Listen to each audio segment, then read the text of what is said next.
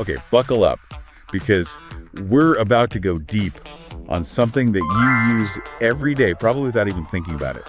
You might think you know everything about it, but trust me, you don't. Yeah. We're talking about salt. Salt, yeah. It really is one of those things we just kind of take for granted, right? I mean, it's just there. We sprinkle it on stuff. But there's a whole lot more to it. And we've got two sources here that take some really different approaches to this common kitchen staple, but they both agree on one thing. What's that? The kind of salt that most people are using, like the stuff you probably grew up with, yeah, it's not doing you any favors. Our first source is just laying out all the dangers of table salt. And it's not just like, oh, a little too much here and there. We're talking like a full-on public health crisis. Right, like a sodium overload. Yeah. And it's everywhere. The World Health Organization, they're practically begging people to cut back on sodium. And for good reason, right? What are some of the health problems that this excess sodium can cause? Well, it's linked to a lot of serious stuff, like heart problems, messed up electrolytes, and even issues with your bones and your immune system. It's like our bodies are drowning in salt and we don't even realize it. And the worst part is it's in everything. Processed food is like the biggest offender by far, just packed with sodium. Okay, so processed foods are definitely a no-go. Yeah. But, I mean, even if you're eating pretty healthy, it's still pretty easy to overdo it with the salt, right? Oh, yeah, definitely. Sodium kind of sneaks up on you. Now, the second source takes a totally different approach to salt. They're like diving deep into like the neurochemical impact of it. Basically saying that too much sodium can really mess with your brain chemistry. Yeah. It's a really interesting take. They use this analogy about brain ninjas getting stuck in traffic jams because of all the excess sodium. Brain ninjas in traffic jams. What? Okay, I'm intrigued. I know, right? It sounds a little out there.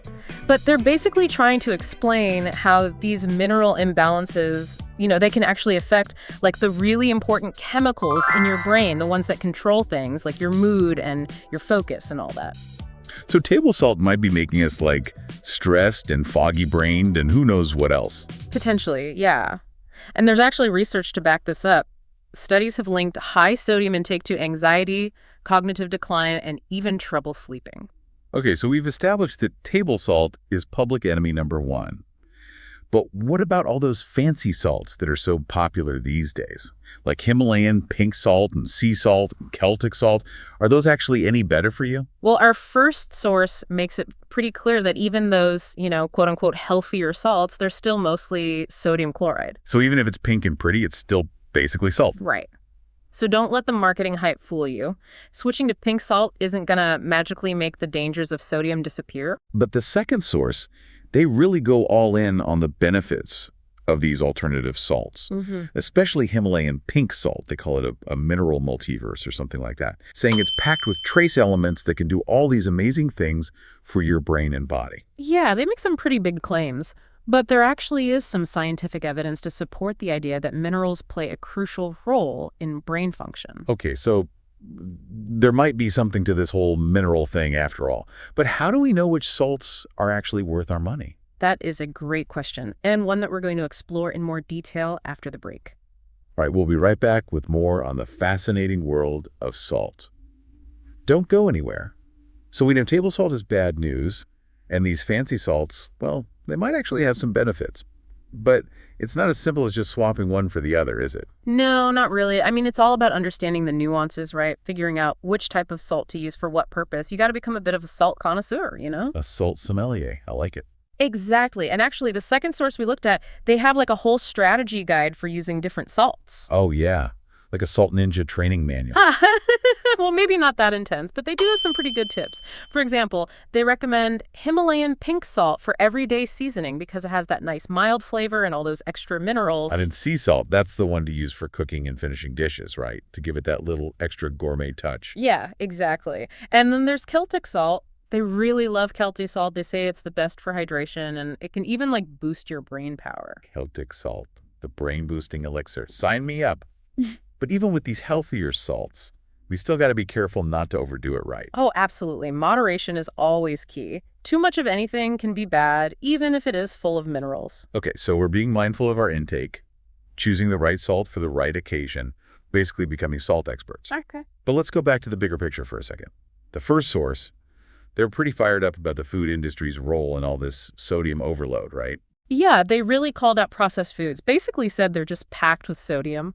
I mean, it's true. You look at the labels and it's crazy how much sodium is in everything. And it's not just a coincidence either. Processed foods, they're designed to be addictive. That sodium plays a big part in that. So what do? We all just become chefs and cook everything from scratch. That's definitely one option.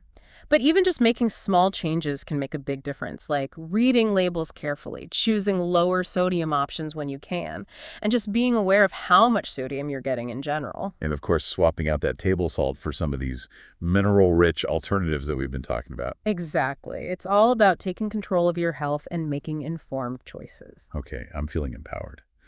But before we wrap up, I want to go back to something both of the sources mentioned but didn't really get into: the cultural and historical significance of salt. Oh, yeah. The second source mentioned how Roman soldiers used to be paid in salt. Wait, really? They got paid in salt? Yep. Apparently it was more valuable than gold back then. Wow. That's pretty wild. It makes you think, something so basic that we use every day has this whole fascinating history behind it. It really does. Salt has been used for so many things throughout history, like preserving food, religious ceremonies. Even as a form of currency, it's incredible. It's like a hidden history lesson right there in our kitchen. Exactly. And who knows what other secrets are hidden in that little crystal? That's a question for another deep dive. Maybe one where we explore ancient salt mines and trade routes. Yeah, that would be interesting. But for now, I think we've covered a lot of ground with salt today. We have. So let's give our listeners a few key takeaways to remember. What are the main things people should keep in mind about salt? All right, so number one, don't just assume all salt is the same.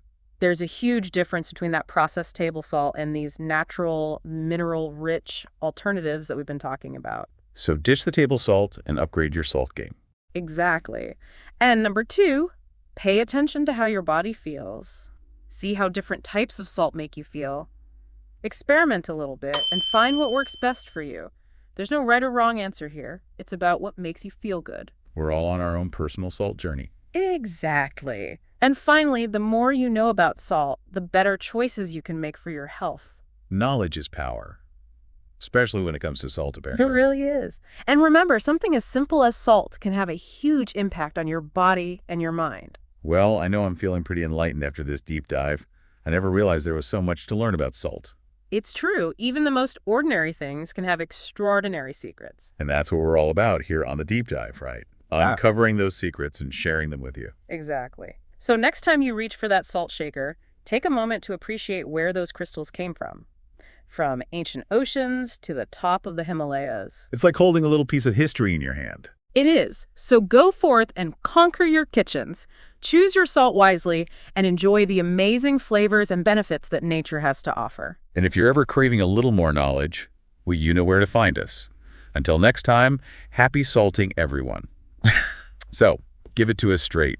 What's the biggest takeaway from all this salt talk? I think the most important thing to remember is don't assume that all salt is created equal. Right.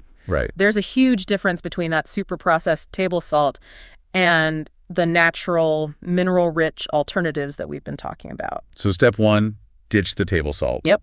Step 2, upgrade your salt game. Get yourself some of the good stuff. Exactly. And step 3, pay attention. Like, actually notice how different types of salt make you feel. You can kind of experiment a little bit, see what works best for you. There's no one right answer here. It's like we're all on our own personal salt journey. I love that, a salt journey. And the more you learn about it, the more informed choices you can make. Knowledge is power, especially when it comes to salt. It really is. And it just goes to show you that even something as basic as salt can have a big impact on your body and your mind. Well, I feel like I learned a lot today. More than I ever thought I would about salt. It's kind of amazing, right? Like, who knew there was so much to it? Yeah.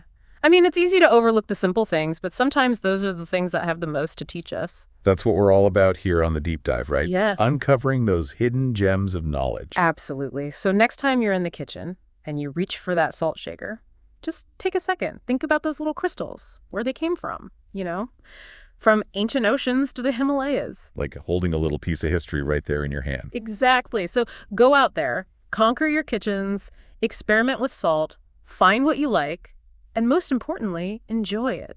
And hey, if you ever want to learn more about something, you know where to find us. Until next time, happy salting, everyone.